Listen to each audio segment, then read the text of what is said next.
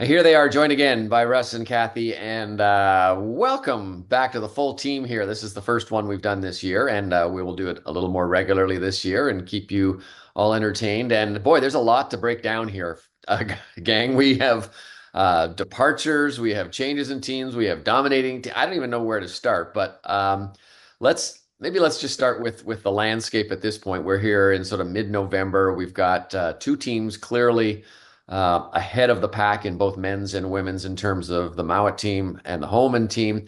Why don't we start there? That's kind of the easier things to talk about because it's great performances. But Cathy, for you, why are these two teams so dominant? Oh gosh, well, the thing that immediately leaps out at me is work ethic is huge, Bob. I defy anybody to say that they do more. They may do as much. The other thing is that in a year where we have seen unprecedented changes, these teams have each other's back. They know that they're not going anywhere, and if you have a bad game, there's no side glances. It's immediately, what do we need to do? If it was one of those games, fine. If it's technical, let's fix it. And it's that attitude, we are plowing through this, that's remarkable. Russ, again, like they're both right about 100 points ahead in the world rankings of the next team down there. How dominant they are. Can you remember teams like this, other than yours, of course, that were this dominant? No, yeah, that was back before color TV. But yeah, they no, not at all. And it's even more impressive now because there's just so much more depth around the world. Maybe not in Canada, but there certainly is around the world. Four wins for Holman. The only one she didn't win, she went undefeated and lost the last shot to Carrie Anderson, or she'd win every one of them.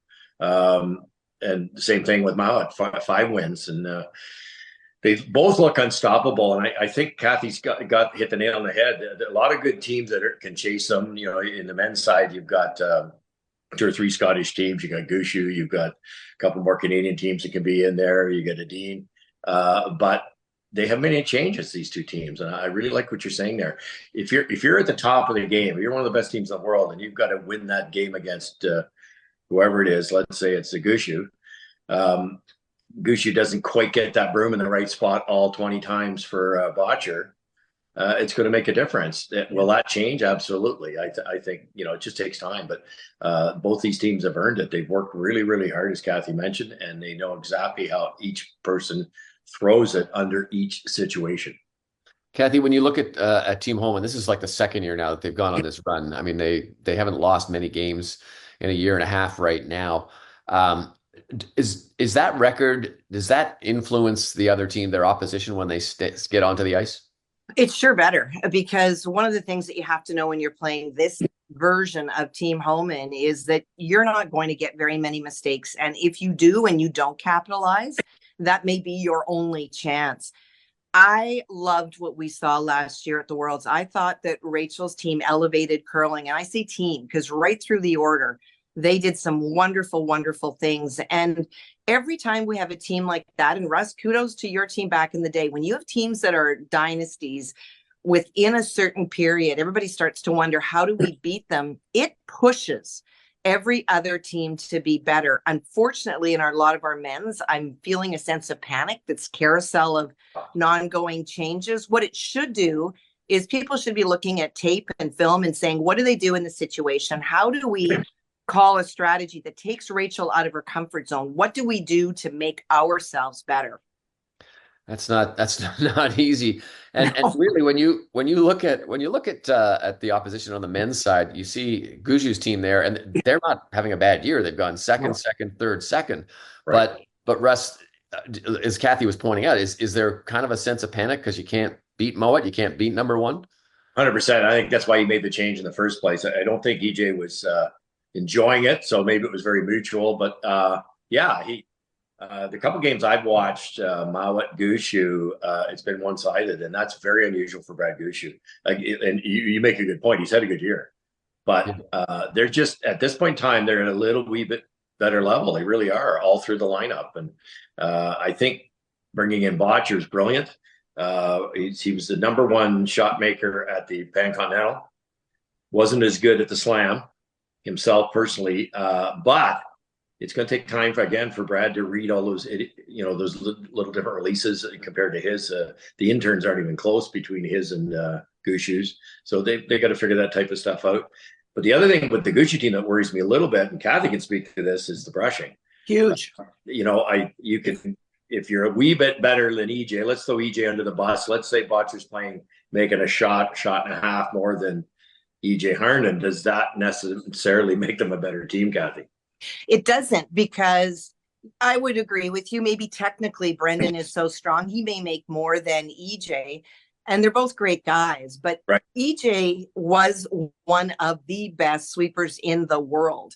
And Brendan is still learning that role. He's obviously got some reps playing mixed doubles with Rachel, but brilliant sweeping doesn't happen overnight. It doesn't happen within a half a season. And where they're going to lose that edge, Bob, is when Brad Gushu throws the last rock, or Mark Nichols is making a great shot. You can put Brendan in the house. You can manipulate the lineup all you want. But at some point, Brendan is still sweeping at least 4 stones, and they're going to lose a little bit on each one of those throws. You mentioned something earlier, Cathy, talking about the pressure on these other teams to keep up with the Homans, to keep up with the Mouats. Is that why we're seeing this revolving door? I mean, it's like let me know when the music stops and everybody grab a chair. It's kind of hard to figure out what's going on with it. I've never seen anything like this in the middle of a quad, where we're seeing, at least on the men's side, so many teams change. What do you think? I think it's the panic of the Olympics, unlike anything we've ever seen. It's also reflective of a little bit of an aging population we have in our sport. And so this is my last time, I think, has permeated a lot of teams, or this may be my last go around. What really concerns me, and I know it concerns Curling Canada in a discussion, because it doesn't look good for curling when this is happening. And I think what you're starting to see is players sitting in the hack and not thinking this is the right weight for the shot. It's, I need to make this double or else. And it is that or else. And we've seen that revolving door. And full transparency for many that don't know, my son was cut earlier this year. The offers that he got, with the exception of one, were very good, but they were all from teams that are intact, who were willing to change. And that circus would have continued. But Jacques' moral compass was that he wasn't going to do to anyone else. So he will reappear shortly, but not with a team that is cutting somebody to make room. But people are frenetic. How do I win and get more points? And you can't sit in the hack and be afraid that your buddies don't have your back. Part of our sport has always been, in any sport, that when you have a blip, which inevitably people do, that your team is going to be there for you. And it's something I think Curling Canada, I don't know what they're going to do with it, and they can't, because people are allowed to make changes.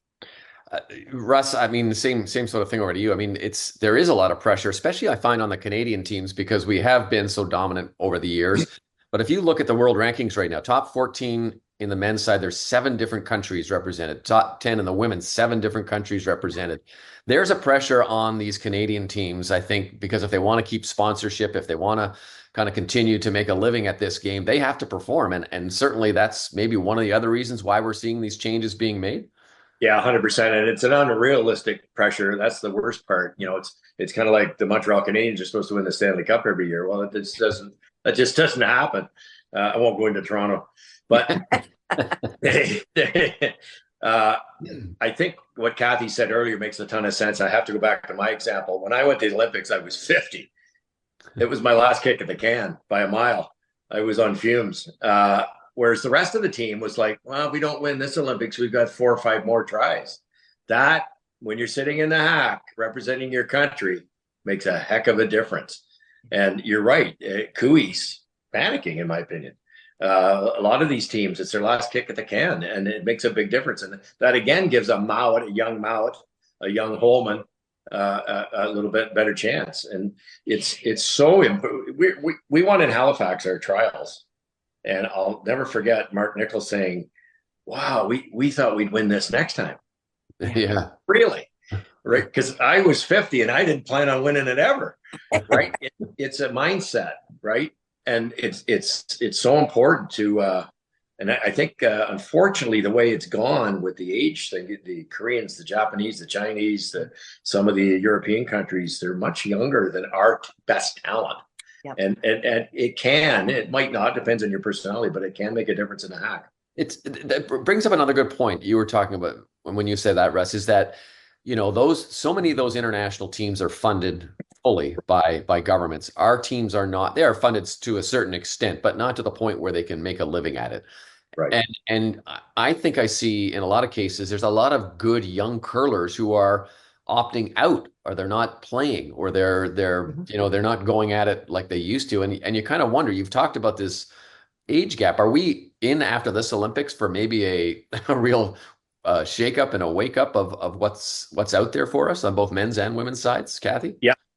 Yeah, I think we are. And I think that, you have to look at the shiny lights that are coming up. Jordan McDonald, to me, is an excellent case of somebody who, in juniors was knocking at the door, 3 Canadians in a row. He just unfortunately didn't win the right game at the right time. Showed up to PointsBet. People didn't know who he was. And I kept saying to our family with Russ and Vic, this is a guy to watch. Qualified in Red Deer recently.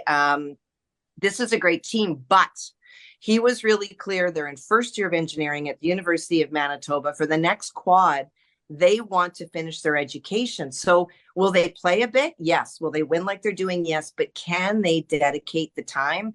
Maybe not. So there may be a gap year over the next 4 where the young aren't quite ready to dedicate, and the old, and I use that in quotations, and I don't mean any disrespect, are done. They retire. So who's the middle teams that will emerge will be an interesting story.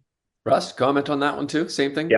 Yeah, he's dead on, and I'll go one step further. Kleider's had a good year too. Skurlik's had a great year already. There's some flames coming up for sure, but in my day, there was such a jump from being a great junior player to a great men's player. For instance, Yeah. The best was to think about was Wayne Middaugh. Wayne Middaugh had the best junior team in probably the world, certainly the country. Goes to his first Ontario provincials and goes 2-7. Yeah. 2 weeks later, he phones me and says, "I want to play front end for you." Yep. Right. They learn.